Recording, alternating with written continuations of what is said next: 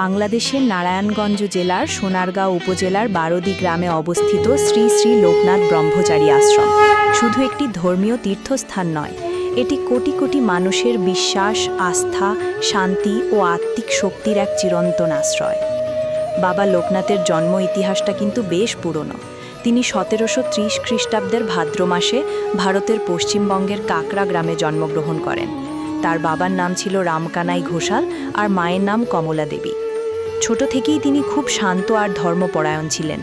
অল্প বয়সেই তিনি সংসার ত্যাগ করে গুরু ভগবান গাঙ্গুলির শিষ্যত্ব গ্রহণ করেন এবং শুরু হয় তার কঠোর তপস্যার জীবন।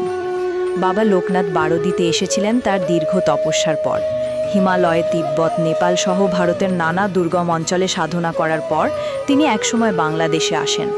বারোদি গ্রামে যখন তিনি প্রথম আসেন তখন সেখানকার শান্ত পরিবেশটা তার খুব ভালো লেগেছিল, আর ভক্তদের ভালোবাসায় ও আশ্রয় দানেই তিনি ধীরে ধীরে সেখানে স্থায়ী হয়ে ওঠেন। প্রথমে ছোট্ট কুটিরে থাকতেন, পরে ভক্তরাই তার জন্য বড় আশ্রমের ব্যবস্থা করে দেন। বারোদি আশ্রমের পরিবেশটার কথাই ধরুন, ঐশ্বরিক একটা প্রশান্তি পাওয়া যায় ওখানে। শুধু যে মন্দিরগুলো, পূজার প্রসাদ তা নয়, আশ্রমের প্রাঙ্গণে পা রাখলেই মনে হয় যেন জাগতিক সব কোলাহল থেকে দূরে চলে এসেছি। অনেক ভক্ত সেখানে বসে ধ্যান করেন, নাম জপ করেন।